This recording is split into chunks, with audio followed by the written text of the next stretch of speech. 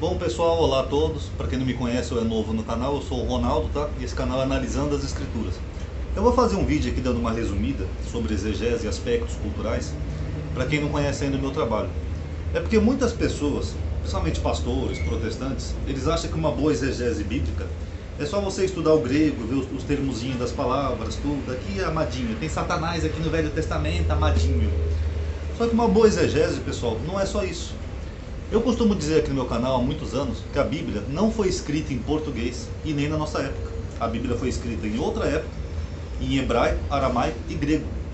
Então, quando o autor estava escrevendo alguma coisa da Bíblia, eu não posso entender aquilo como se tivesse na minha época em português.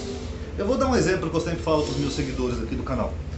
Vamos supor que eu ache um documento antigo, uma carta lá dos Estados Unidos, na Casa Branca, do George Washington, e nessa carta está escrita assim em inglês: hoje o George Washington estava gay na Casa Branca. Achei esse documento. Eu posso dizer que o George Washington era um homossexual? Está escrito aqui no documento, ó, George Washington estava gay na Casa Branca. Posso dizer que ele era um homossexual? Não, eu não posso. Por quê? Porque a palavra gay, até mais ou menos uns menos de 100 anos atrás, ela não era associada à homossexualidade. Gay era alegre, feliz. Tinha até um gibi infantil nos Estados Unidos que era Gay Comics para criança. Até aquela bomba que foi jogada lá no Hiroshima e Nagasaki, não, Hiroshima só, perdão, tinha escrito Enola Gay, que era o nome da mãe do piloto lá, tudo. Tinha até sobrenome gay nos Estados Unidos. Mas depois que a comunidade de homossexuais começaram a usar esse termo para se identificar, a palavra perdeu completamente o sentido, ela mudou o sentido. Hoje é difícil você falar a palavra gay sem associar a homossexualidade. Só que até uns 100 anos atrás não, você podia ser chamado de gay, não tinha nada demais. Hoje é diferente. Então, só para vocês verem, uma palavrinha, em pouco mais de 100 anos, ela mudou completamente o sentido, que dirá então na Bíblia. Inclusive na Bíblia tem um profeta, né, chamado Hagai, né, que seria o gay, que também significa feliz, alegre, né? Curioso isso, né? Então é a mesma coisa a Bíblia. Eu não posso pegar, por exemplo, aqui, achar a palavra Satanás aqui na Bíblia, por exemplo, pegar aqui em Zacarias 3:1. Eis que ouviu o sumo sacerdote Josué diante do Senhor e Satanás à sua direita para o acusar. Olha lá, amadinho, tem Satanás ali na Bíblia. Você é um herege, você quer tirar as pessoas da igreja, tem Satanás ali na Bíblia, amadinho. Beleza. Que nem nesse exemplo do gay do George Washington, eu pergunto, quando o autor de Zacarias estava escrevendo ali há milênios atrás, a palavra Satanás tinha o mesmo sentido que nós temos hoje em português? De um ser espiritual, um ser metafísico, arqui-inimigo de Deus? Tinha o mesmo sentido? Se você responder que sim, então eu faço outra pergunta. Por que esse ser metafísico, arqui-inimigo de Deus, que foi expulso do céu, está ali diante de Deus, segundo Zacarias? Por que ele está ali diante do arqui-inimigo dele?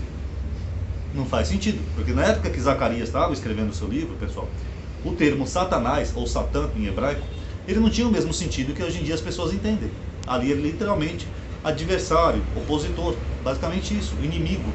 Então, uma boa exegese não depende só de estudar os termos, você tem que estudar os aspectos culturais de uma época, senão as pessoas não vão entender certos conceitos, as pessoas vão querer entender sobre a sua ótica moderna, e isso não existe.